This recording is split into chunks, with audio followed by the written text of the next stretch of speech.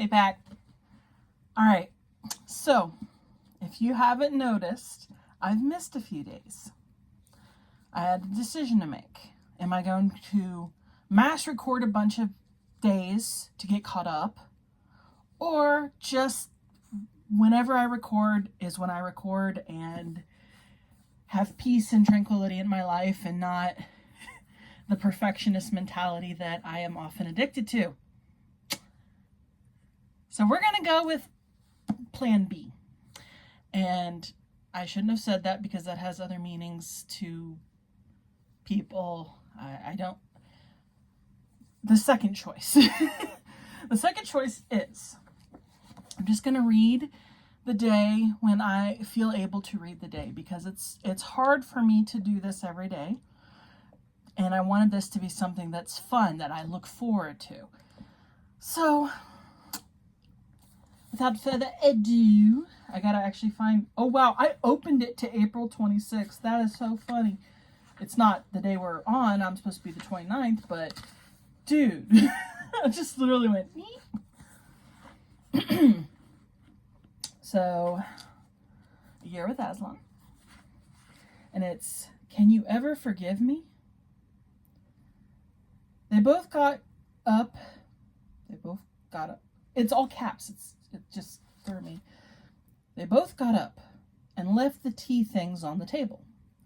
And Mr. Tumnus once more put up his umbrella and gave Lucy his arm. And they went out into the snow. The journey back was not at all like the journey to the Faun's cave. They stole along as quickly as they could, without speaking a word, and Mr. Tumnus kept to the darkest places.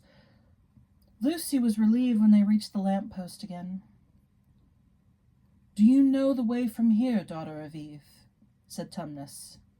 Lucy looked very hard between the trees and could just see in the distance a patch of light that looked like daylight. "Yes," she said, "I can see the wardrobe door." "Then be off home as quick as you can," said the Faun. "And can you ever forgive me for what I meant to do?" "Why, of course I can," said Lucy, shaking him heartily by the hand. "And I do hope you won't get into too dreadful trouble on my account. Farewell, daughter of Eve." And said he, "Perhaps I may keep the handkerchief?"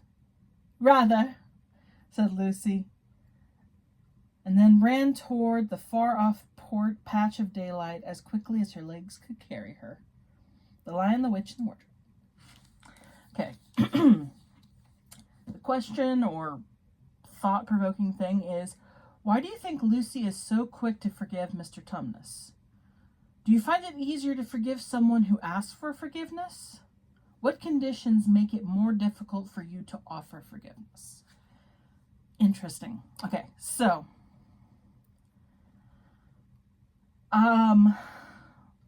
I think she was quick to forgive him, one, because she's a child. As we get older, we let bitterness and past wrongs decide a lot of things. It's like, well, I forgave them and then they hurt me again, so I'm not going to forgive this time. And she didn't have those past preconceived notions and stuff. So I think that is part of it. Also, he did seem very genuine.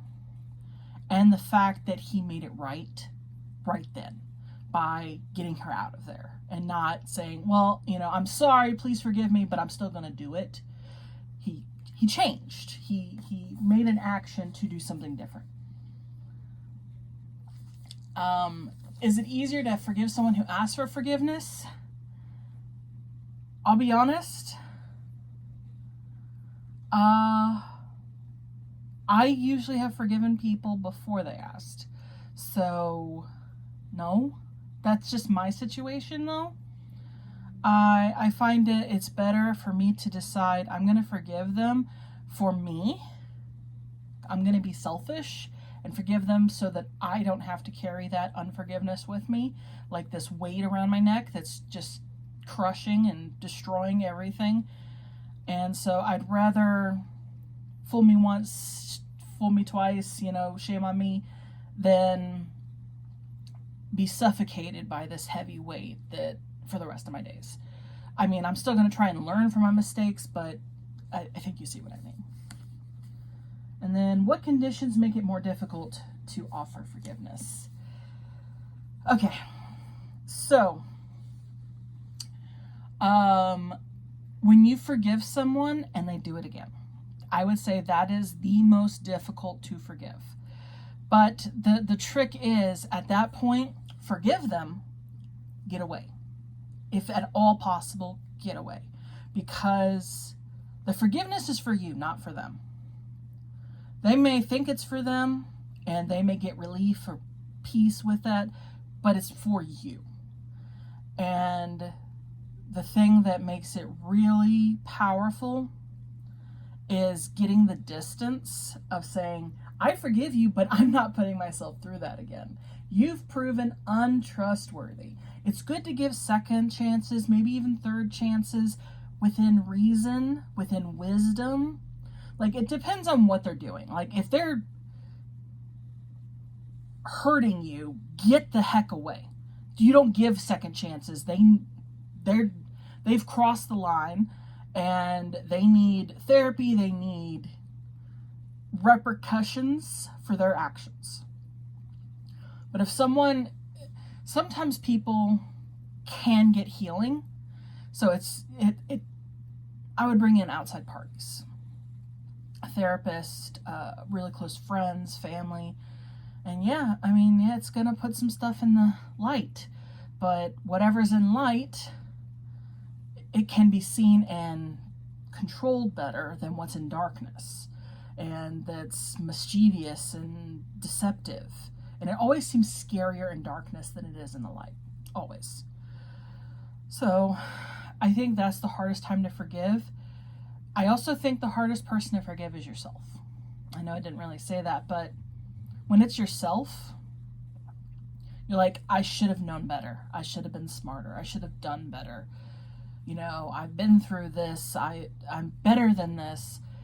And again, you got to be selfish and say, no, I'm going to forgive myself because I love myself.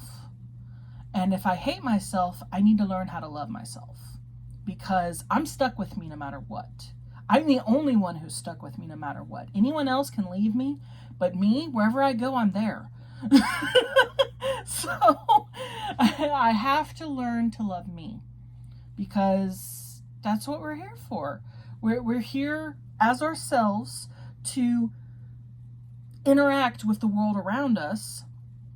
And no matter what you believe, what faith you believe, we can all agree that we all have our own, main character syndrome. We are the main character of our own story, and so we make choices that affect everything. And so, do we choose to be a good main character or a bad main character? Do we choose to be an antagonist or a protagonist? Our decisions define us, our actions define us, and our beliefs define us. And so it's not any one thing. It's a culmination of things. That's why someone can do something bad and them not be a bad person, because you have to take them as a whole, holistically. It's not, I had a lapse of judgment, I was drunk, I was hurt, I was scared, different things. So we have to learn to love ourselves, and that's something I'm very desperately needing to do better on. So I'm being honest about that, and I hope that you're able to see things, even if it's just the smallest little thing, like you like your eye color. Like, it doesn't matter how small. Find something you like about yourself, and then try and find other things you like about yourself. And remember to look at yourself kindly. How would you look at someone that you loved? Like, if you don't even have any friends, which I didn't for the longest time, look at your pet. They're full of hope. They're full of joy. They're excited. They are attentive. Do you see any redeemable traits in you? You are not the villain of your story, but there's stuff going on in here that makes you want to be the villain, to beat yourself up, because it's easier than letting other people hurt and reject you. So, not meaning to unpack that much, but so please try to love yourself and forgive yourself, because it hurts too much not to. You're definitely not better off holding it in. You will not get better. You will get worse. So for your sake, for others' sake, for the world's sake, let healing come. Let healing start, and try and see good, even in the smallest of things. Just a little bit of good. And maybe it'll grow. So, that's it for today. Out the moon. Bye.